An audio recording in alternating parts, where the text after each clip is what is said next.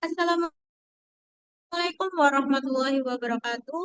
Kami dari kelompok 2 ingin memastikan hasil final dari proyek kami yang berjudul Analisis Perbandingan Performa BOW dan TFIDF dalam klasifikasi sentimen ulasan produk fashion di Tokopedia. Baik, perkenalkan nama saya Meisha Nata Safira dengan NIM 3 digit terakhir 174. Saya Maris Elsabina Azura dengan 3 digit terakhir 188. Saya Elvira Rizky dengan NIM 3 digit terakhir 062. Saya Arianti Lestari dengan NIM 3 digit terakhir 196.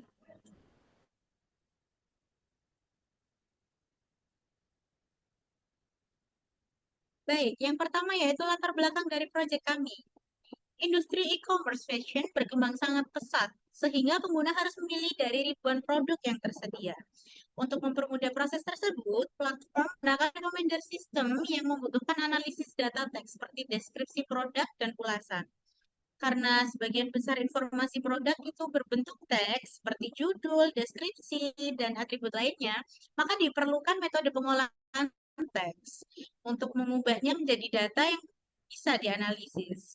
Penelitian ini membandingkan dua metode ekstraksi fitur yang umum digunakan, yaitu Back of Word atau BOW dan juga TF-IDF.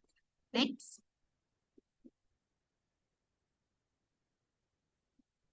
Tujuan dari proyek kami yaitu yang pertama, membandingkan performa BOW dan TF-IDF dalam klasifikasi sentimen. Lalu yang kedua, mengukur akurasi, precision, recall, dan F1 score dari masing-masing metode. Lalu yang ketiga yaitu menentukan metode representasi teks yang paling efektif. Next.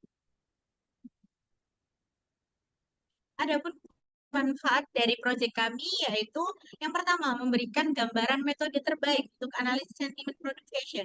Lalu yang kedua memahami pola ulasan positif dan juga negatif. Dan yang terakhir yaitu meningkatkan mahasiswa dalam pengolahan teks. Next.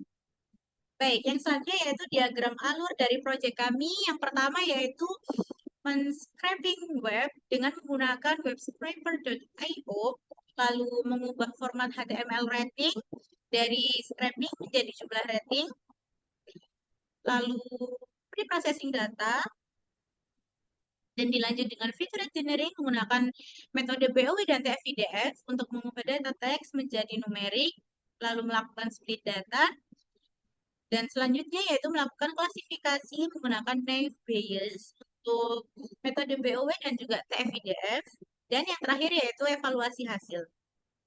Next.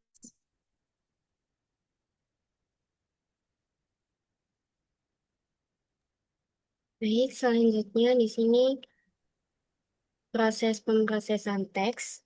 Nah, pada penelitian ini diawali dengan proses web scraping. Next.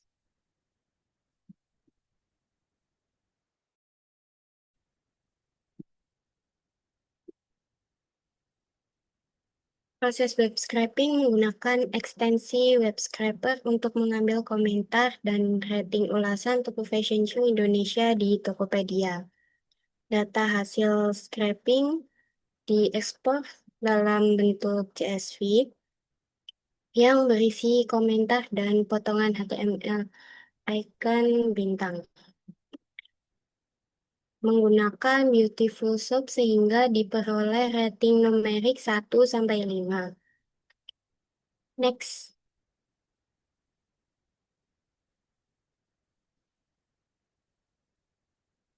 Nah, selanjutnya dilakukan preprocessing data teks dengan membersihkan karakter tidak valid, memperbaiki kata berulang, mengubah teks menjadi huruf kecil, mengganti kata tidak baku menggunakan kamus khusus, menghapus data kosong dan duplikat, serta melakukan stemming. Label sentimen kemudian ditentukan berdasarkan rating, yaitu positif untuk rating 4-5, netral untuk rating 3, dan negatif untuk rating 1-2.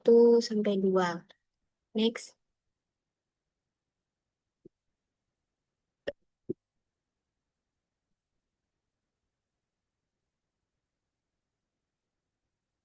Pada tahap fitur engineering, teks direpresentasikan menggunakan metode BOW dan TF-IDF. Nah, data fitur dan label dipisahkan, lalu dibagi menjadi data latih sebesar 80% dan data uji sebesar 20% untuk memastikan model dapat dilatih dan diuji secara adil.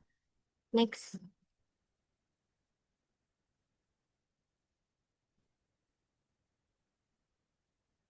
Nah, selanjutnya, model multinomial naive Bayes ini digunakan untuk melakukan klasifikasi sentimen dengan kedua metode fitur tersebut, yaitu BOW dan TF-IDF.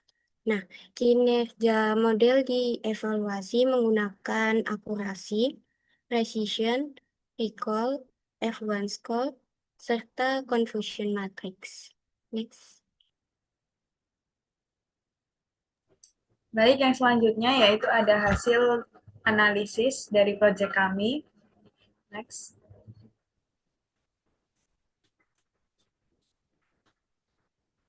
Dapat dilihat di classification report, hasil BOW itu sempurna dengan nilai precision kelas negatif, netral, positif bernilai 1,00. Ini berarti bahwa BOW mengklasifikasikan semua data uji itu dengan benar.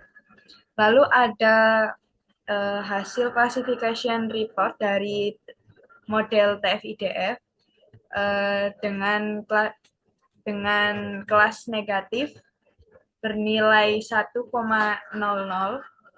itu berarti masih baik dalam memprediksi sentimen negatif. Lalu yang di netral itu ada recall yang paling rendah bernilai 0,12. Itu artinya bahwa model TF-IDF ini belum cukup baik untuk mengetahui pola sentimen netral, yang berarti dia banyak kesalahan prediksi pada sentimen netral.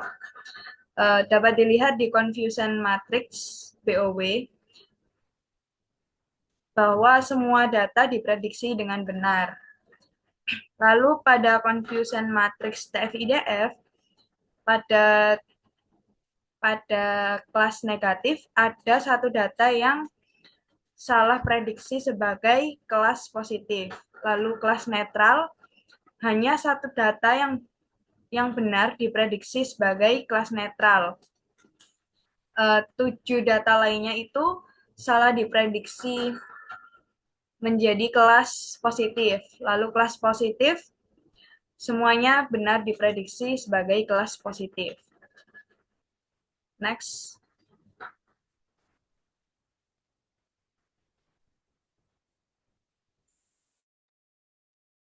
Yang selanjutnya yaitu penutup. Kesimpulannya yaitu berdasarkan hasil evaluasi menggunakan 3 metode analisis, yaitu classification report, confusion matrix, dan tabel perbandingan prediksi. Dapat disimpulkan bahwa model BOW memberikan performa yang paling unggul dibandingkan dengan TF-IDF. Classification report menunjukkan bahwa BOW mampu mencapai nilai precision, recall, dan F1 score sebesar 1,00 pada seluruh kelas sentimen, sehingga akurasi keseluruhan model mencapai 100%. Sebaliknya, TF-IDF mengalami penurunan performa, terutama pada kelas netral yang memiliki recall sangat rendah, sehingga beberapa komentar netral salah diprediksi sebagai sentimen lain. Secara keseluruhan, ketiga hasil evaluasi tersebut menegaskan bahwa pendekatan BOW lebih konsisten, stabil, dan akurat untuk dataset komentar ini.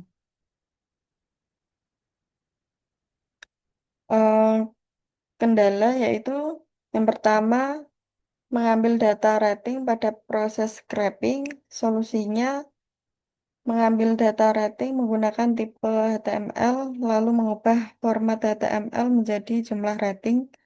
Yang kedua yaitu preprocessing pada data ulasan karena harus membuat kamus kata yang tidak baku dengan meneliti setiap komentar yang diambil. Solusinya yaitu tetap membuat kamus kata tidak baku sendiri dengan pengecekan manual pada setiap komentar. Yang terakhir yaitu dalam evaluasi hasil awalnya, hasil akurasi BOW dan TF-IDF itu sama. Dan sentimen netral pada model TF-IDF tidak terdeteksi. Solusinya yaitu menambahkan sinonim untuk memperkaya data teks pada setiap sentimen agar model TF-IDF dapat belajar model sentimen netral lebih baik.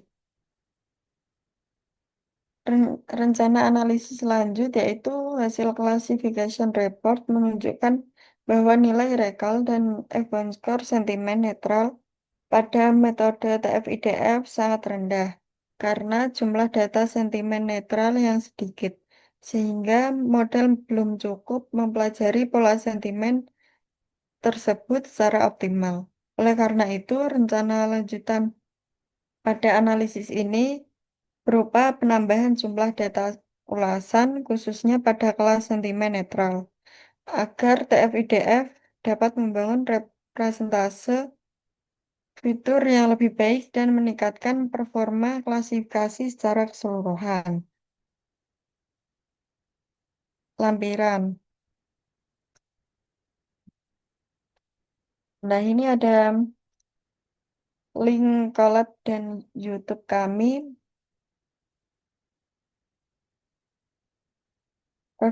Referensi, kita memiliki dua referensi, yaitu ini. Terima kasih. Sekian dari hasil proyek kami. Wassalamualaikum warahmatullahi wabarakatuh.